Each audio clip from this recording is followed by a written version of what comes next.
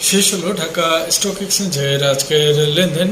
লেনদেন শেষে জানিয়ে দেব ঢাকা স্টক এক্সচেঞ্জের আজকের লেনদেনের আপডেট। ঢাকা স্টক এক্সচেঞ্জে আজকের লেনদেনের মাত্রা কিন্তু একটু বেশি, যেমন বেশ কয়েকদিন ধরে 500-600 কোটি এর মধ্যেই সীমাবদ্ধ ছিল।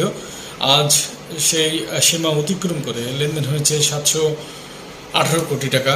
লেনদেনকৃত কোম্পানির মধ্যে দাম বেড়েছে 110টির, দাম কমেছে 276টির এবং অপরিবর্তিত ছিল 40টি কোম্পানি শেয়ারের দাম।